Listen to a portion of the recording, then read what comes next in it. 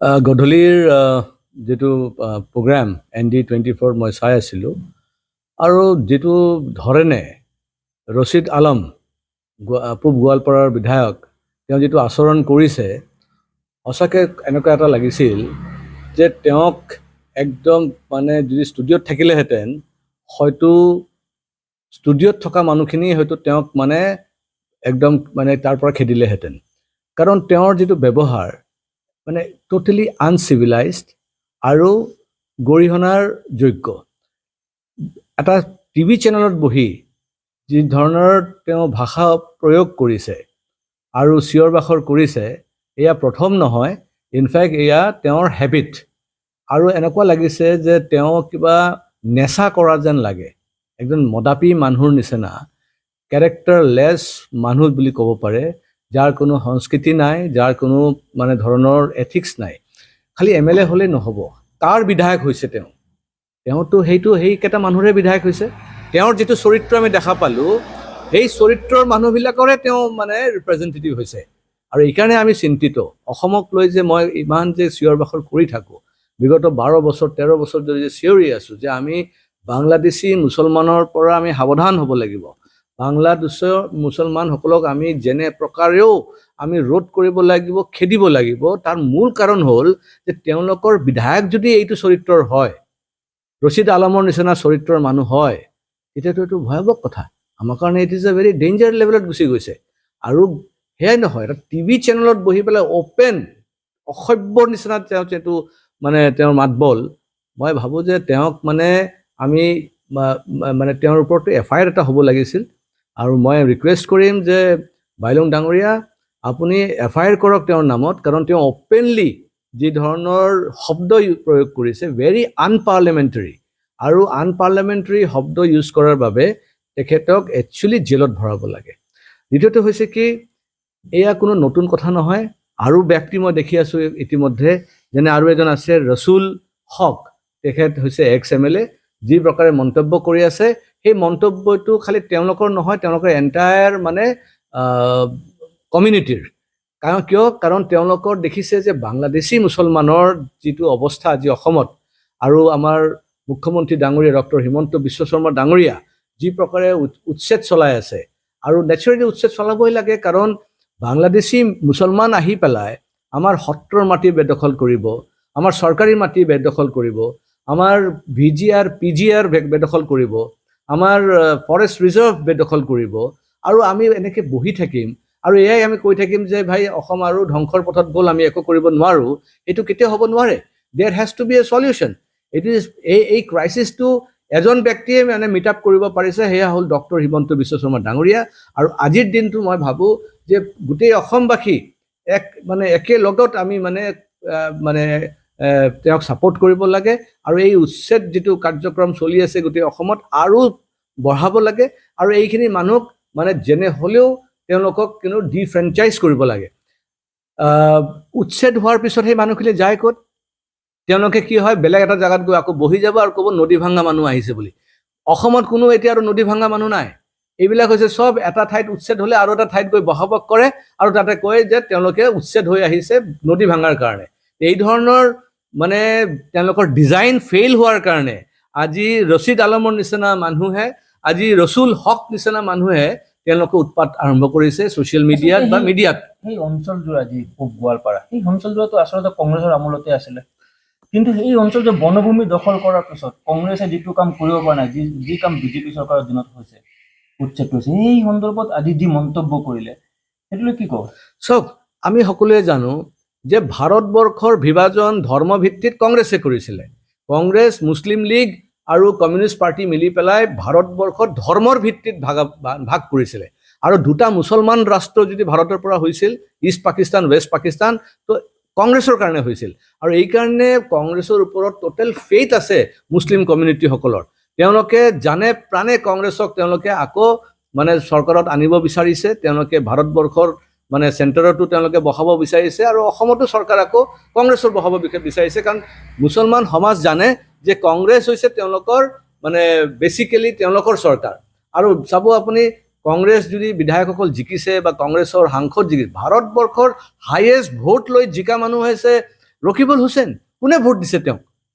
তেওঁকতো থলুৱা অসমীয়া মানুহে ভোট দিয়া নাই তেওঁক ভোট দিছে ধুবুৰীৰ চব বাংলাদেশী মুছলমানসকলে ভোট দিছে এতিয়া আপুনি ক'ব বাংলাদেশী মুছলমানে ভাৰতীয় মানে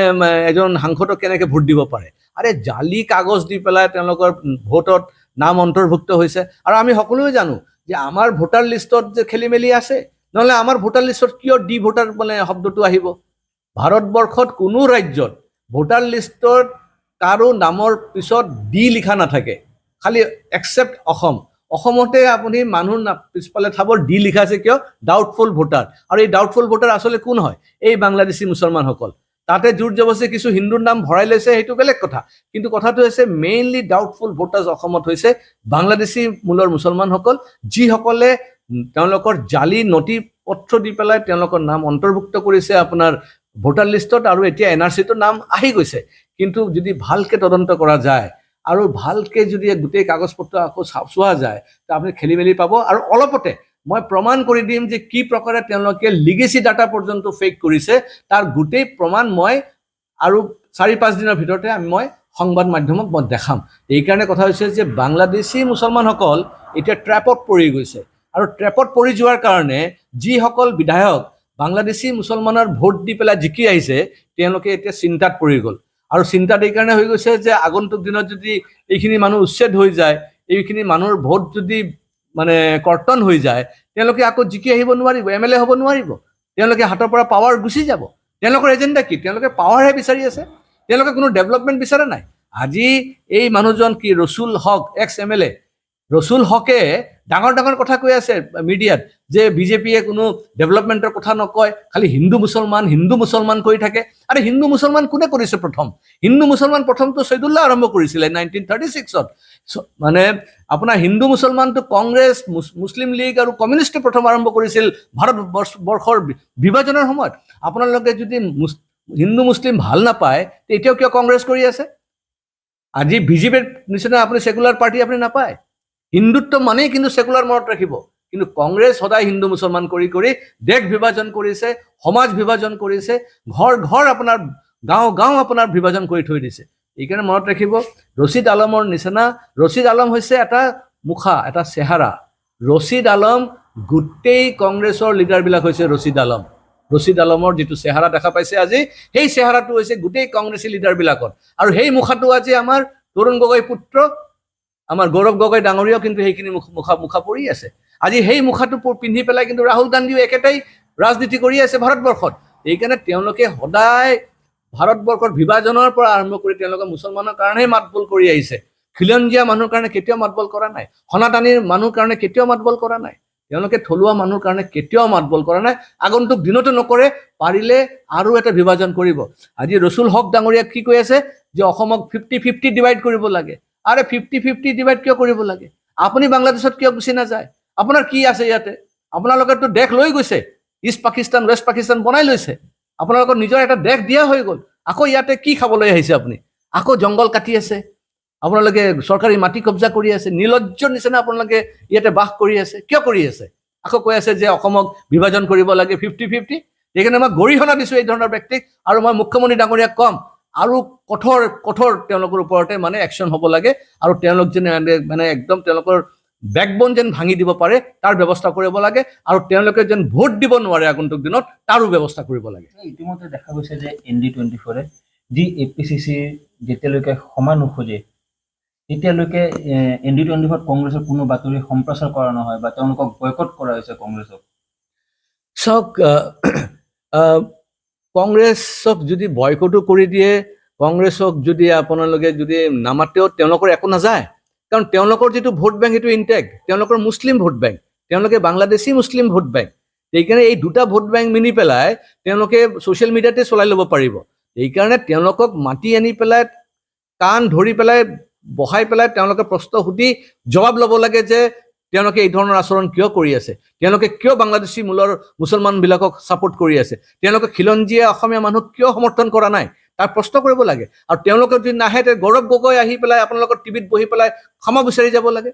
গৌৰৱ গগৈটো খিলঞ্জীয়া মানুহ গৌৰৱ গগৈটো মানে তেওঁৰ পিতাত মুখ্যমন্ত্ৰী আছিলে তেওঁ আহক আহি পেলাই NDTVত বহি পেলাই তেওঁ গোটেই ৰাইজৰ ওচৰত ক্ষমা বিচাৰক যে আজি যিটো আচৰণ এই বাংলাদেশী মুছলমানৰ ভোট পাই জিকি অহা বিধায়কসকলে যি ধৰণে আচৰণ কৰি আছে টেলিভিশ্যনত বহি, এই আচৰণৰ কাৰণে তেওঁ ক্ষমা বিচৰক। আৰু নহয়তো মই ভাবোঁ যে গোটেই অসমবাসী, গোটেই কংগ্ৰেছ পাৰ্টীক আৰু বৰ্জন কৰিব লাগে, তেওঁলোকে যেন ক'তো সোমাব নোৱাৰে তাৰ ব্যৱস্থা কৰিব লাগে।